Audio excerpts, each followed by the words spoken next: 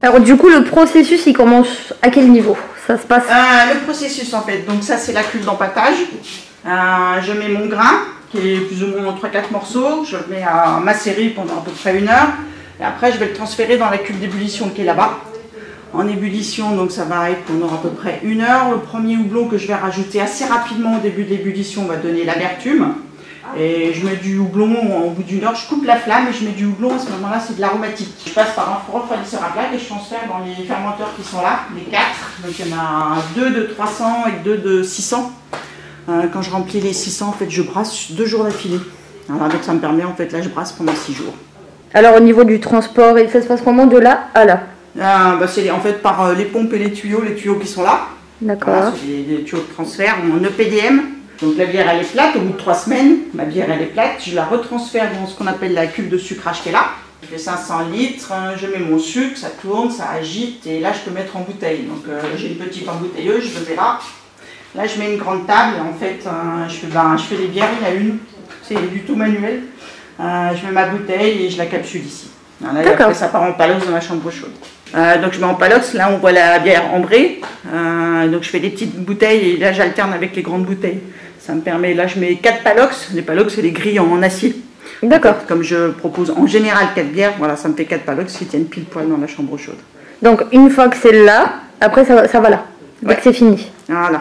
Là on attend 1 semaine, en fait ce qui se passe c'est comme la bière est capsulée, le sucre que j'ai mis dans la cuve de sucrage va être mangé par la levure et ça va reproduire du gaz. Comme c'est capsulé, le gaz il va rester à l'intérieur en fait et ma bière va être pétillante à ce moment-là. Donc j'attends à peu près 1 semaine, après une petite mise à point, ça fait pas de mal. Moi je trouve le nom très original. Odile t'embrasse. Un grand brainstorming à la maison. Au début, je sais plus qui a sorti ça, des enfants, j'ai dit hop hop hop hop hop. Puis en fait je l'ai gardé. Oui, c'est une bonne idée. Hein. C'était trop drôle. Odile, c'est quoi le bocal? Le bocal, c'est parce qu'en fait, c'est ce qu'on appelle l'atténuation limite. Donc je me suis amusée à mettre de la bière dès que c'est sorti. Je mets beaucoup de levure et ça me permet de savoir combien est-ce que la levure va manger de sucre.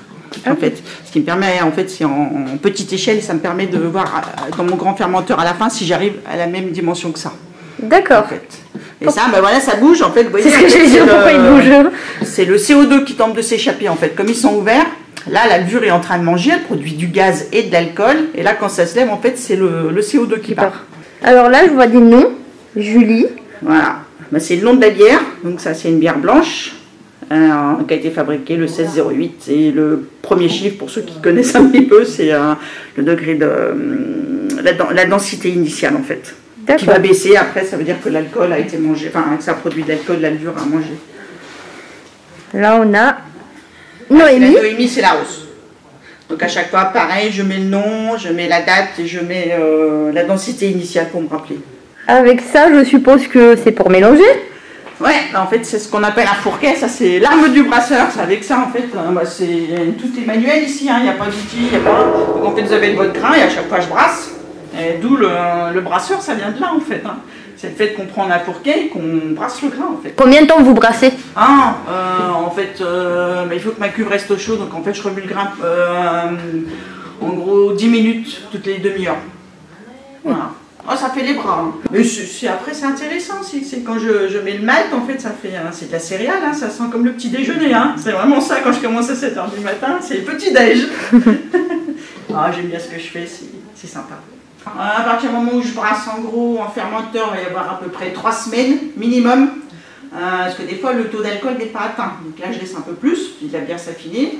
Après, il y a 1 semaine à 10 jours en chambre chaude. D'accord. Et après, là, c'est la bière et l'ondamant. C'est savoir que c'est les femmes, en fait, qui ont inventé la bière. Oui. C'est une garde de Bingen au XIIe siècle qui met du houblon. C'est un antiseptique, donc ça révolutionne tout. Et les femmes, pendant très longtemps, faisaient tout à la maison. C'est-à-dire qu'elles faisaient la bière, elles faisaient le pain, etc. Et puis les hommes ont trouvé que c'était pas cool. Donc, en fait, ils ont traité de sorcières et elles ont été interdites d'exercer. Au moins pour la bière. Alors, ils sont emparés de tout ça. Donc c'est un petit clin d'œil très féministe, très militant. Ça les a pas empêchés de consommer. Les hommes ou les femmes? Les hommes. On est bien d'accord. On est bien d'accord. Voilà. Alors, ça c'est la partie concassage. Donc, on va brancher la chose. Voilà, donc ici vous avez du malt. Alors, du malt d'orge pour la plupart. Ah oui, là on a l'odeur. Voilà, je vais vous montrer à quoi ça ressemble. En fait, donc c'est de l'orge qui a été malté, c'est-à-dire qu'on va commencer à le faire pousser. Voilà, ça c'est du malt. Donc le but, ça va être de le couper en grosses farines en fait.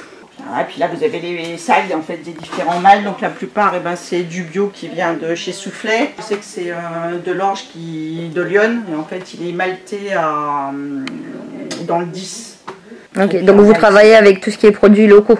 J'essaye un maximum de travailler avec les produits locaux. J'aimerais bien qu'il y ait une malterie qui se monte au moins en Bourgogne. Dans Lyon, ça serait impeccable. Au moins en Bourgogne, pour l'instant, il y en a plein qui ont des petits projets, mais c'est cher et puis c'est compliqué apparemment. C'est le houblon qui est pelletisé, bon, ça fait des petits grains. Il y en a comme ça. J'arrive pas à le choper. Ah, ça sent. Voilà, ça fait des petits grains. Et là, rien qu'à l'odeur. Ah oui, ça sent fort lui. Ça sent. Par contre, ça risque d'être très amer. Et ça s'appelle s'appelle du mandarina, c'est un houblon qui est allemand. Et ça sent la mandarine, quoi. Ouais, c'est ce que je me suis dit, je sais pas ça quoi, ça sent quoi, mais ça me paraît, c'est connu.